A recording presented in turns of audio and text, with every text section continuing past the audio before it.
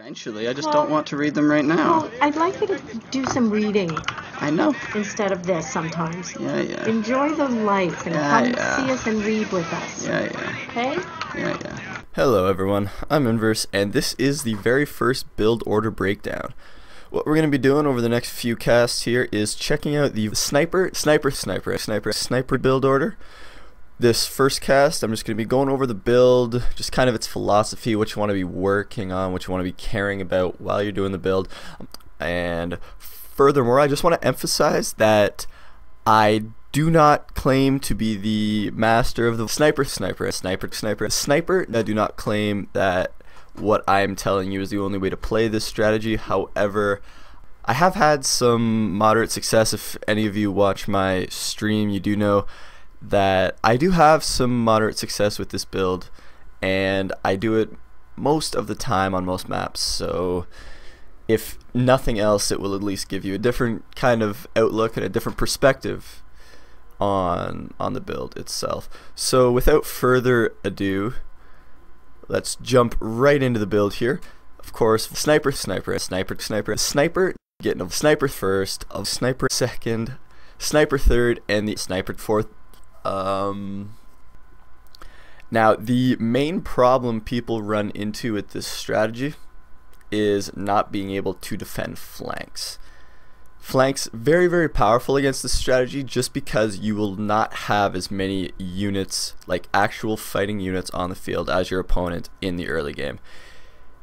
The way Americans and Wehrmacht works is kind of along the lines of if you both go standard build orders, so Volks MG kind of build orders against lots of rifle build orders, so 4 rifles against like Volk Sniper, something like that.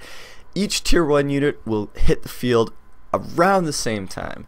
So you'll have like your first rifle and the first Volks hit at the same time, second rifle and the first MG, so it's 2 tier 1 units, two tier 1 units, stuff like that going all the way through the early game. And then once you get to tech, it becomes a matter of teching in one direction versus teching in the other direction. That kind of happens at the same rate as well. It's a little different once we get to there, but for the most part, that's just kind of how the matchup works.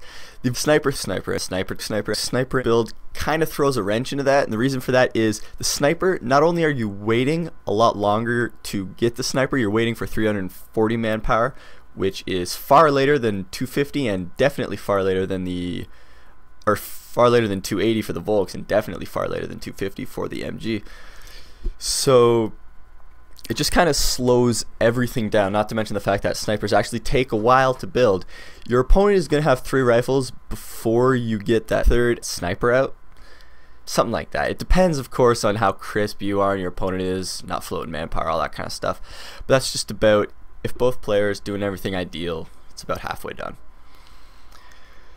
So the main weaknesses for this strategy in the early game are those 2 or 3 moments in the early game. The one moment when your sniper's not out yet and your opponent comes at you with 3 rifles. The main key with this strategy, and the thing that people don't really always appreciate and kind of do, is the fact that a normal Wehrmacht tier 1 build order doesn't want to retreat. When you have MGs on the field and you have Volks and you're trying to set up a defensive position, you don't want to retreat, because that means you have to push out, and MGs are not very good for attacking positions. If your opponent's on the ball, if your opponent is paying attention, he can just move back out of the way of the MG all the time. You're going to be setting up, putting down, all the while your opponent's rifles are dealing damage to your Volks. That is not ideal.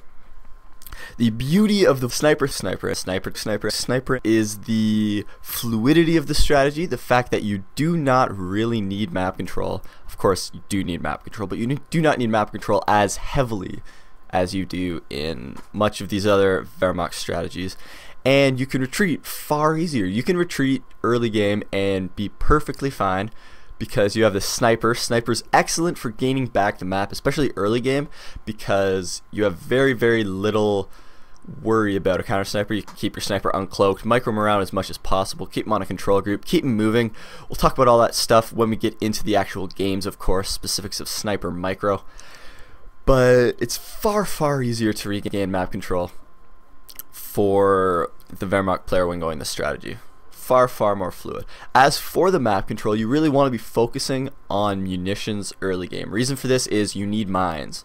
Mines are going to counter jeeps. Mines are going to counter the flanks. You will not, 100% not be able to defend a good bar flank with this strategy, which is perfectly fine because you don't need to.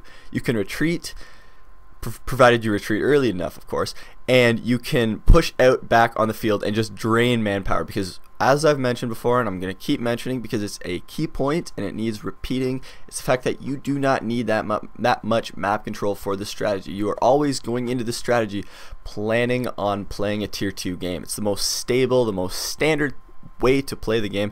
And of course, there are certain fringe situations, like your opponent goes bars and grenades early and he doesn't do anything with them. Then you can go tier 3, but for the most part, and for the purposes of this guide, just to give you guys a general overview of the strategy and the safest way to play, the most stable way to play, I'm going to be focusing on a tier 2 transition out of the early game. That's about it for the general build order.